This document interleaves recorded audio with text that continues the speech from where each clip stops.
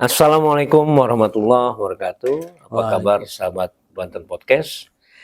Jumpa lagi, kita akan bincang-bincang satu hal yang serius tapi santai, satu yang santai tapi juga serius. Mudah-mudahan ini menjadi wawasan untuk kita semua. Nah, eh, di penghujung akhir tahun kita sudah sama-sama tahu bahwa presiden yang baru dengan menteri baru juga dengan akan kebijakan yang baru.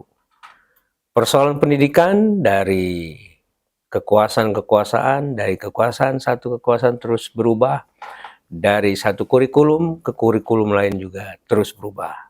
Oleh karena itu kita akan bahas bersama Ketua Yayasan Pendidikan Al-Azhar Kota Serang, sudah hadir di studio Bapak Maman Suherman, SAG MPD. Apa kabar Kang Maman? Alhamdulillah baik. Kita akan bincang-bincang persoalan kurikulum merdeka nih. Oke. Nah, kita akan coba komparasi ya, sahabatnya. Sejauh mana perubahan kurikulum itu memberikan dampak terhadap anak didik, kemudian bagaimana kurikulum merdeka sendiri kelihatannya akan ditinggalkan. Jadi selamat tinggal kurikulum merdeka. Iya. Nah, apa yang bisa Kang Wan ceritakan nih dari kurikulum merdeka? Ya. Baik, terima kasih Pak Ihsan dan para pendengar, penonton. Kita disuguhi dalam 5 tahun ini sebenarnya bukan hanya kurikulum merdeka. Di terakhir itu baru diputuskan Mendikbud itu kurikulum 2024, kurikulum merdeka menyebutnya. Tapi sebelum itu banyak sekali disodorkan ke lapangan melalui para pelatih yang sudah ditatar untuk sosialisasi kurikulum baru. Tapi legalitasnya belum ada. Ada beberapa kurikulum penyempurnaan dari KTSP, kurikulum tingkat satuan pendidikan yang sebelumnya berlaku. Nah, itu penyempurnaan dijalankan di lapangan, kemudian tapi belum diberlakukan gitu. Ini kurikulum yang mana? Kurikulum 2013. Oh, kurikulum 2013. Penyempurnaan itu. Artinya sudah diadakan,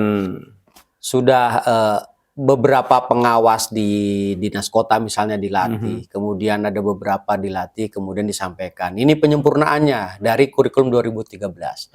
Tapi secara legal formal belum ada. Belum pernah dilaksanakan. Sudah dilaksanakan, tapi SK penetapan penyempurnaan dari kurikulum 2013 itu tidak ada. Artinya kurikulum 2013 itu sebetulnya baru pada tingkat konsep, tapi belum pernah sudah dilaksanakan, kemudian ingin disempurnakan oleh Mendikbud yang Pak Nadiem, Mas Nadiem ini, tetapi SK legalitasnya baru keluar 2024. Oke. Yang kita menyebutnya kurikulum merdeka. Artinya dari kurikulum 2013 kemudian diubah menjadi kurikulum merdeka. Iya, sebelum penetapan kurikulum merdeka di lapangan itu sudah ada penyempurnaan. Jadi kayak uji coba dalam tanda petik uji coba. Kalau saya simpulkan gini kayaknya kan. Kurikulum 2013 ini sudah diterapkan. Sudah. Kemudian akan disempurnakan. Tapi kemudian setelah disempurnakan nampaknya itu tidak diformalkan tapi diganti dengan kurikulum merdeka. Yang saya ingin tanyakan Kang, mana yang lebih bagus, kurikulum sebelumnya atau kurikulum merdeka? Sebenarnya gini, substansinya hampir mirip-mirip, tetapi diimplementasi di lapangan itu kan bagaimana menggali potensi anak yang dimiliki anak, guru menggali berbagai potensi. Tetapi di lapangan itu belum ada penyeragaman dalam artian ini seperti apa ajegnya. Yang mana? Yang kurikulum merdeka ini ajegnya seperti apa? Karena pemberlakuan itu kan bagi yang mau memberlakukan silahkan, bagi yang belum nanti yang dulu. Tidak mau memberlakukan silakan. Makanya di tingkat SD tidak terlalu banyak yang nawar. Di tingkat SMA banyak nawar. Kurikulum merdeka di tingkat SMA nyaris ditolak oleh mereka. Kenapa? Termasuk SMA negeri Iya, SMA negeri banyak juga. yang menolak. Kalau kita tanya misalnya SMA-SMA yang ada di Banten khususnya, apakah kurikulum 2024 itu di 2023 mereka melakukan? Enggak juga. Banyak yang Milih kurikulum 2013. memiliki kurikulum 2013 karena lebih realistis. Contoh yang faktual itu tentang penjurusan. Penjurusan itu kan di kurikulum 2002 kurikulum Merdeka 2024 itu dihilangkan. Mulai dari kelas 1 kelas dihilangkan. Tetapi anak suruh memilih rumpun studi. Studinya mana dia? Ngambil coba dia. Di lapangan faktanya guru-gurunya kerepotan. Kemudian sekolah juga kerepotan menyediakan gurunya gitu. Kalau anak pilihannya banyak menyebar kemana-mana, bagaimana sekolah memfasilitasi itu? Jadi kurikulumnya ditetapkan, tapi SDM-nya itu kan belum siap. Artinya itu yang kentara itu di tingkat SMA. penjurusan yang dihilangkan adalah jurusan IPA. Ya, IPS, IPS, bahasa itu hilang gitu. Kebudayaan ya, dihilangkan dengan namanya.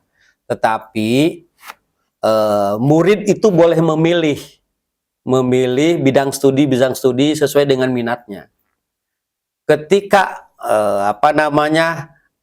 pilihannya sedikit, ini nanti digabungkan gitu ke mapel yang lain. Ketika pilihannya banyak, bagaimana memfasilitasi anak yang pilihannya banyak, gurunya hanya 1 atau 2. Kang, benar nggak kurikulum Merdeka lebih banyak direpotkan oleh proses administrasi daripada realitas bagaimana guru itu bisa menggali potensi anak? Nah, ini yang jadi keluhan para guru ya. Keluhannya awal-awal di stigma bahwa nanti RPP itu persiapan guru itu hanya 3 lembar. Nah, 3 lembar depannya tapi lampirannya 30 lembar. Nah, ini jadi RPP itu berubah-ubah. RPP itu dalam artian substansinya ada tapi penjelasannya yang lebih banyak lagi. Nah, ini dipusingkan, guru dipusingkan dengan administrasi Indonesia ini. Nah, kemudian ditambah lagi sebenarnya yang sekarang program guru penggerak itu.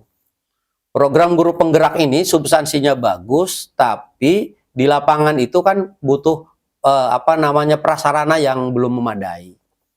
Gitu. Secara konsep mungkin bagus.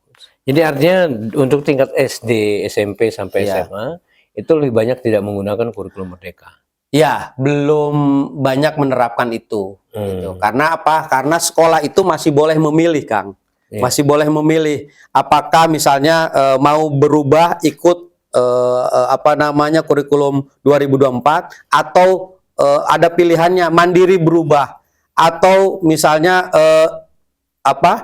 menandatangani bahwa dia sudah berubah.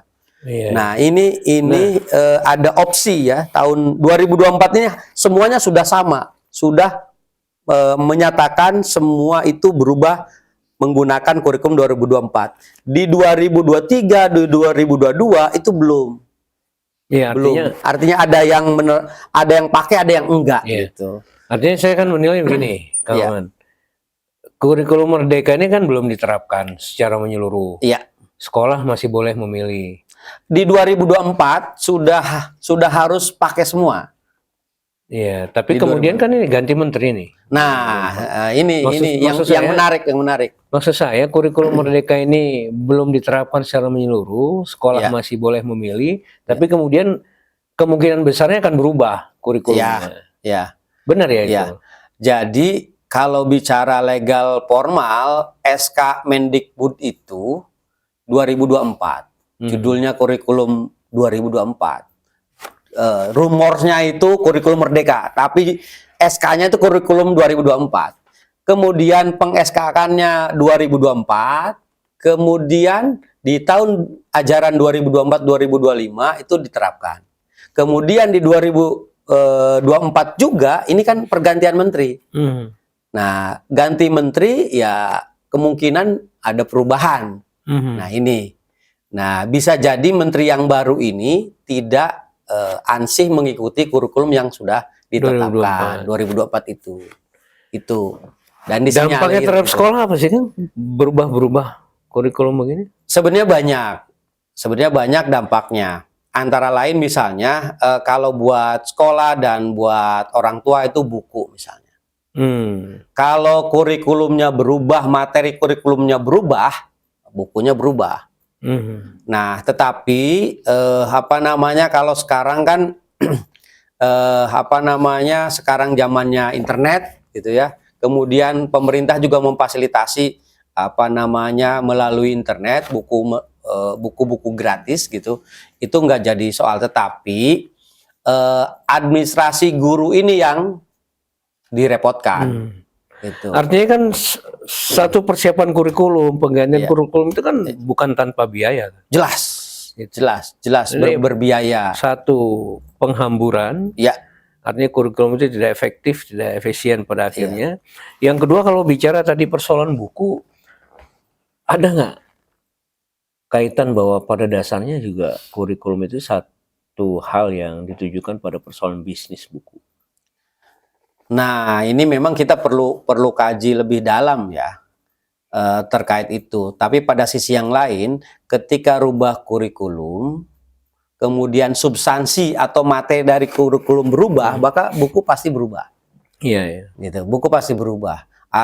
Epistemologinya, latar belakangnya mungkin kita nggak hafal karena ada yang mengkaji. Tapi di lapangan misalnya satu mata pelajaran ada materinya ada 10, kemudian kurikulum baru berubah jadi berkurang atau ada revisi materi. Nah, ini pasti bukunya berubah. Siapa yang diuntungkan? Paling diuntungkan?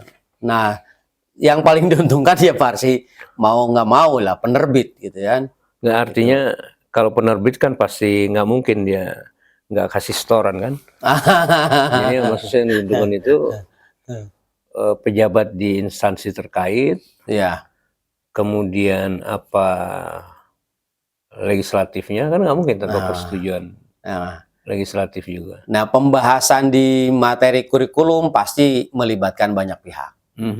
Selain pemerintah melalui pusat kurikulum, melalui Balitbang, Kemdiknas gitu ya, Kemdikbud, kalau sekarang Dikdasmen mungkin, ya pasti melibatkan stakeholder yang lain. Artinya cuan itu dibagi-bagi lah ya?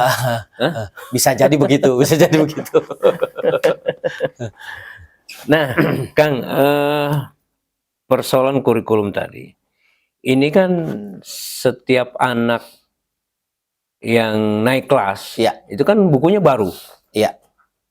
Sementara kalau ada anak yang punya adik di bawahnya itu nggak bisa juga itu diturunkan. Harus juga beli baru. Ya, kalau di Al-Azhar sih nggak gitu, Kang. Kalau di Al-Azhar, kalau sudah punya nggak usah beli. Artinya misalnya kakaknya masih kepake. Cuman kalau bukunya berubah signifikan ya mau nggak mau. Tapi kalau bukunya tidak berubah signifikan nggak. Tapi kami di Al-Azhar, kalau punya bukunya kemudian beda-beda tipis nggak usah. Nggak. Boleh beli, boleh nggak. Karena artinya kurikulum kita ini lebih banyak dipengaruhi oleh keputusan politik ya, kurikulum politik daripada arah pendidikan yang ajak. Nah, itu yang kalau stigmanya 5 tahun satu menteri, 5 tahun ganti menteri. Nah, ini hanya kadang-kadang kita juga menyayangkan ketika di akhir jabatan baru ditetapkan. Ini kan kurikulum 2024 kan ketika Mas Nadiem mau selesai. Iya. Kemudian baru ditetapkan. Sedangkan yang barunya ini mau mengganti misalnya. Nah, ini kan agak repot juga di masyarakat gitu ya. Walaupun masyarakat ikut aja. Dan sebenarnya ini ada kerinduan gitu. Kerinduan ke model-model lama. Model-model lama itu kurikulum tuh zaman Orde Baru itu per 20 tahun sekali diganti. Atau per 10 tahun sekali. Pergantian kurikulum tuh secara gradual dikonsepkan. Jadi tidak 5 tahun sekali ganti, 5 tahun sekali. Dulu ada penyebutan per 10 tahun. 10 tahun kaji pusat kurikulum, Balitbang, Kemdiknas gitu. Nah, itu yang mengkaji. Nanti dirumuskan 10 tahun baru ganti, 10 tahun baru ganti. Jadi lebih bagus menteri-menteri pendidikan zaman Soeharto ya dibandingin Nah, nah ini kita agak ini dari sisi apa yang kemarin kritik saya terhadap yang terbaru pemerintahan apa namanya kementerian yang baru itu, jadi masyarakat belum siap berlari atau terbang, ini sudah diajak manuver terbang oleh menteri yang baru kemarin itu yang Siapa? baru selesai, Mas Nadiem. Pak Mas Nadiem itu. Jadi di lapangan kan masih banyak misalnya daerah-daerah terluar, daerah terpinggirkan itu kan masih butuh perhatian. Kemudian diajak apa namanya menggunakan kurikulum yang bagaimana menggali potensi di masyarakat. Kemudian padahal apakah sumber daya manusianya sudah siap? Nah, penyiapan ini butuh waktu dan butuh proses. Kang, perkembangan anak didik terhadap kurikulum Merdeka seperti apa? Nah ini kita disentil beberapa waktu yang lalu oleh Pak JK ya. Kalau nggak ada ulangan kata Pak JK itu nggak ngapal. Nah kemudian persepsi anak-anak juga disebut merdeka belajar berarti nggak usah belajar.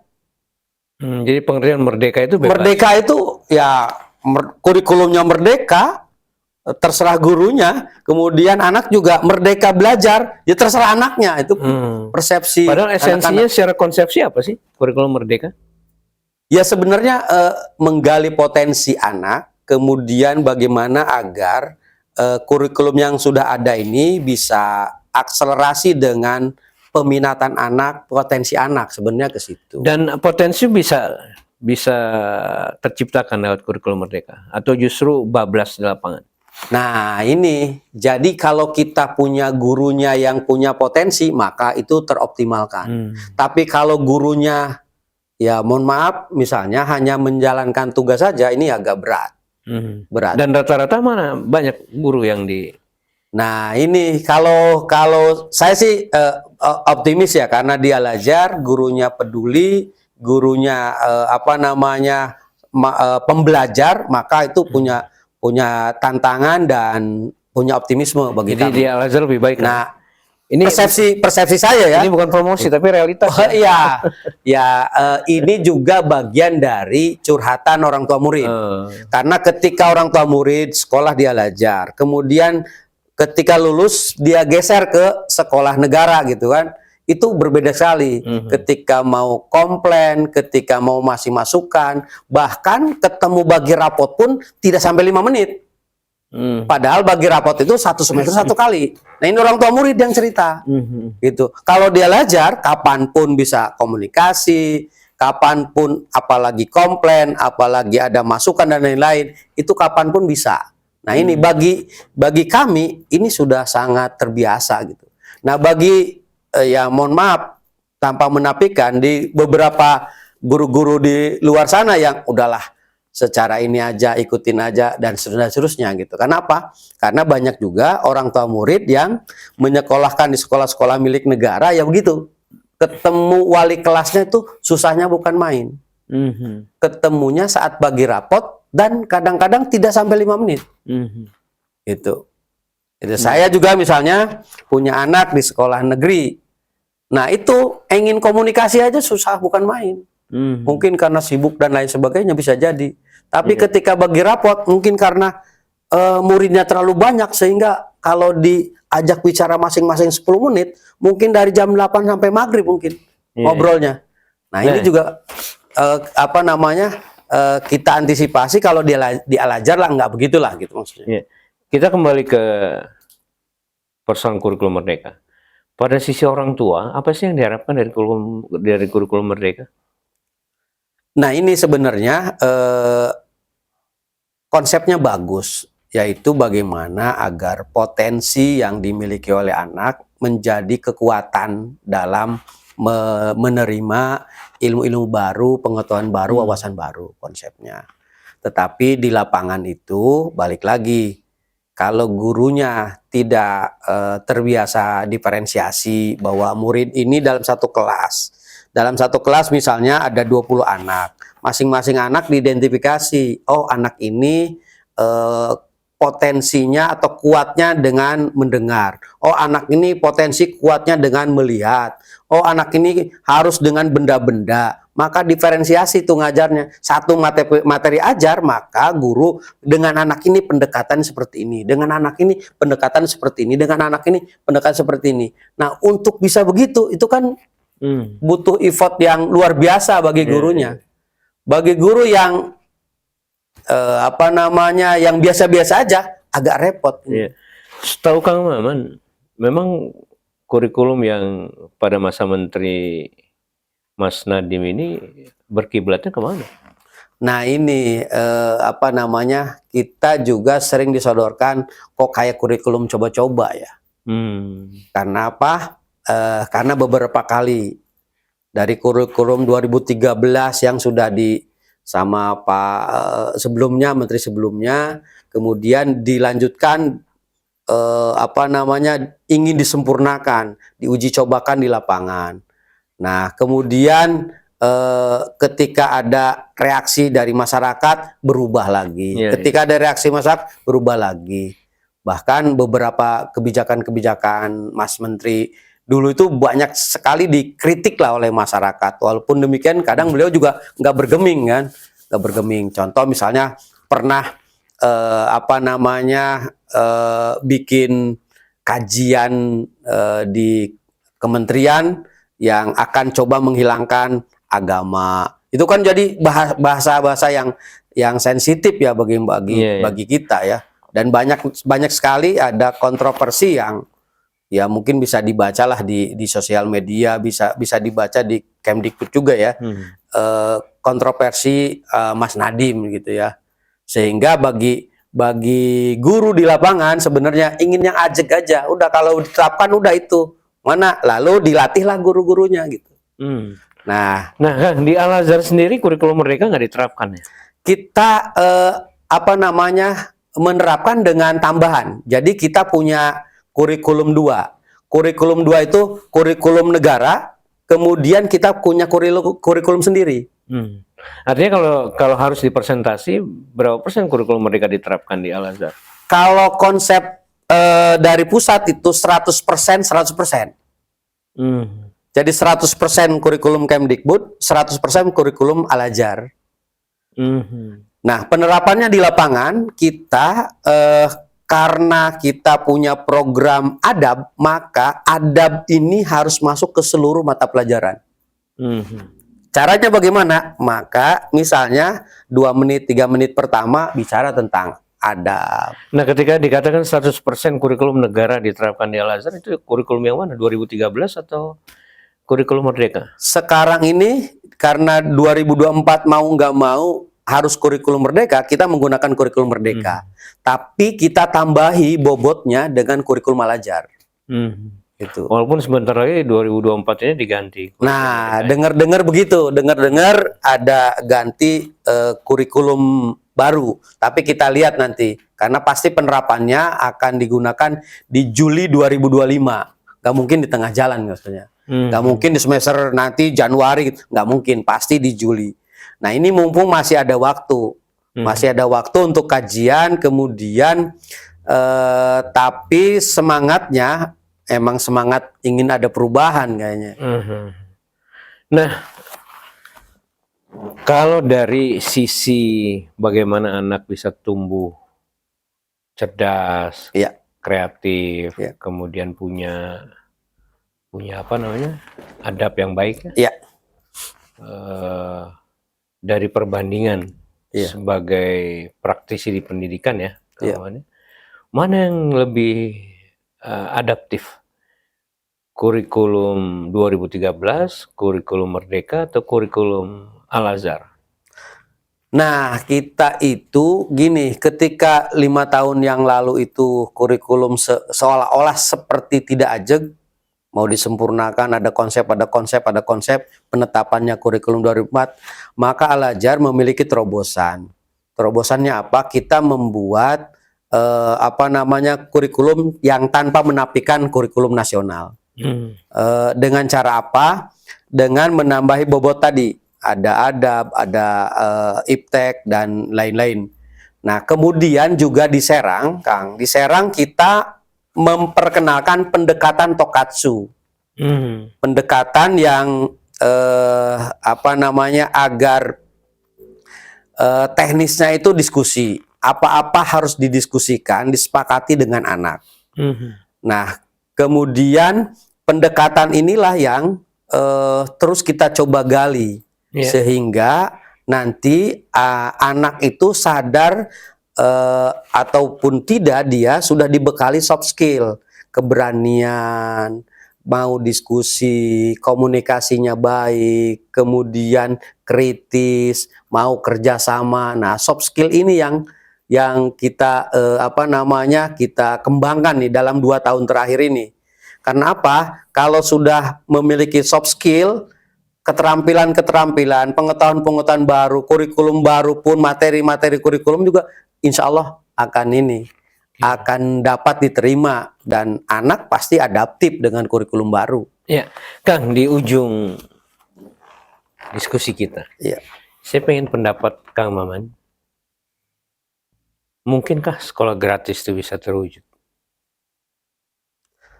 Gini, saya juga masih menunggu regulasinya seperti apa ya. Sekolah gratis itu maksudnya apa? Karena apa? Karena di Kota Serang, tagline dari Pak Jaman itu sekolah gratis. Dari semenjak Pak Jaman, perdanya ada kalau tidak salah. Kemudian dilanjutkan oleh Pak Saprudin, sekolah gratis. Nah, tetapi di praktek di lapangan, apakah orang tua murid itu tidak bayaran? Nah, saya juga bertanya, iya gratis, nggak bayar SPP, nggak bayar ini, tapi harus beli kaos, harus iuran ini, masih ada di lapangan. Nah, dan jumlahnya signifikan. Lumayan itu di sekolah-sekolah negeri apa namanya, masih ada lah. Silahkanlah masyarakat lebih pintar, bisa menilai apakah betul-betul 0 rupiah gitu. Kalau 0 rupiah, persepsi gratis itu 0 rupiah, maka mungkin. Kemudian sekarang nanti kita lihat regulasinya seperti apa, yang dimaknai gratis seperti apa. Kemudian gratis, apakah nanti sekolah swasta juga ikut pada program sekolah gratis? Nah, nanti juga kita lihat. Gitu. Memungkinkan nggak? Ya silakan aja, pemerintah yang bisa pada menghitung. Aspek kualitas sekolah gratis itu berbahaya atau? Kalau meniru negara maju kayaknya nggak mampu, Kang. Karena apa? Fasilitasnya kan. Fasilitasnya dalam artian kita bandingkan misalnya sekolah negeri, gaji guru dari pemerintah, pembangunannya dari pemerintah. Tapi pertanyaannya kemudian, kenapa masih ada orang tua murid harus iuran tertentu, gitu? Iuran ini, iuran ini. Gitu. Contohnya iuran apa, Kang? Buat beli kaos misalnya. Nah, itu kan juga iuran. Seragam kenapa nggak bayar? Seragam katanya ada, seragam suruh beli juga ada. Kecuali yang miskin atau yang apa KIP itu dapat KIP. Nah itu juga kan masih ada. Maksudnya saya gini, benar nggak gratis nih 0 rupiah bagi orang tua murid? Belum lagi di lapangan masih ini ya. Akhir semester mau kenaikan kelas atau perpisahan kelas. Ya, field trip dan seterusnya itu masih ada. Patungan untuk hadiah guru. kalau yang gram. Ya. Nah, yang hadiah guru di Al-Azhar kita malah nggak boleh. Kita ada komitmen integritas, tidak boleh ada hadiah.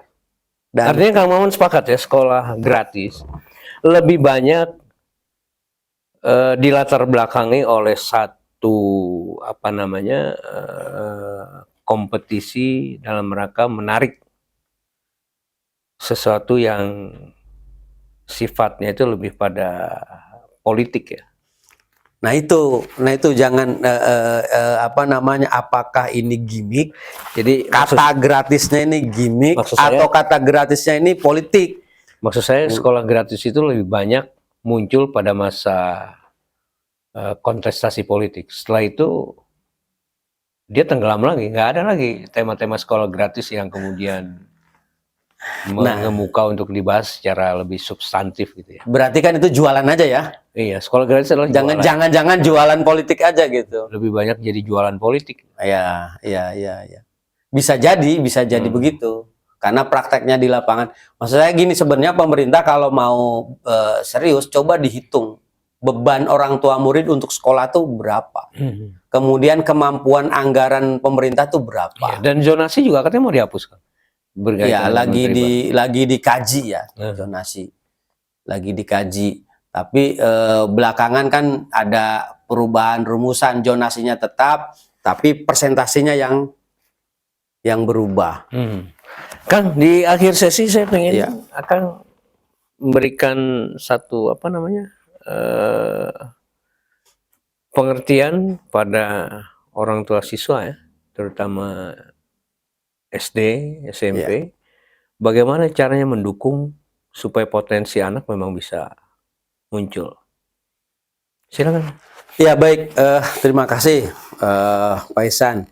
Saya sangat senang bahwa sebenarnya mendidik anak itu bukan serta-merta tanggung jawab guru, tapi kolaborasi antara stakeholder yang terkait.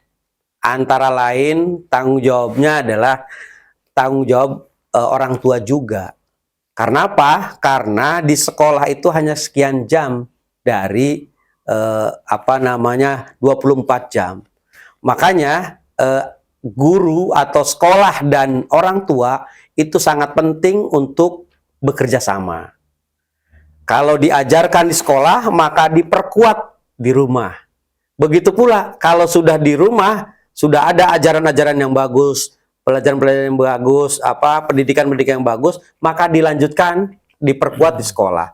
Makanya menurut saya sangat penting kolaborasi antara orang tua murid dan sekolah.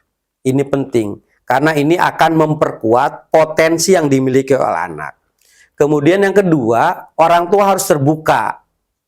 Kadang-kadang anak di depan orang tua itu bagus, tapi di luar itu ada yang berbeda. Nah, ini mungkin perlu apa? Perlu keseriusan orang tua untuk menggali. Kadang-kadang juga anak misalnya potensinya bukan di situ. Lalu orang tua memasakkan pada wilayah itu. Gitu. Nah, ini juga penting untuk sama-sama orang tua menggali potensi anak, sekolah menggali potensi anak. Lalu dikolaborasikan supaya saling menguatkan. Saling menguatkan, dan juga stakeholder yang lainnya. Karena apa? Anak sekarang misalnya dimanjakan oleh gadget. Ini kalau tidak ada kolaborasi antara sekolah dan orang tua, rawan sekali anak diasuh oleh gadget. Nah, ini penting buat kita semua, baik di dunia pendidikan maupun para orang tua. Saya kira itu.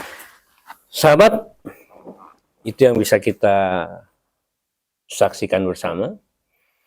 Mudah-mudahan kita semua sadar.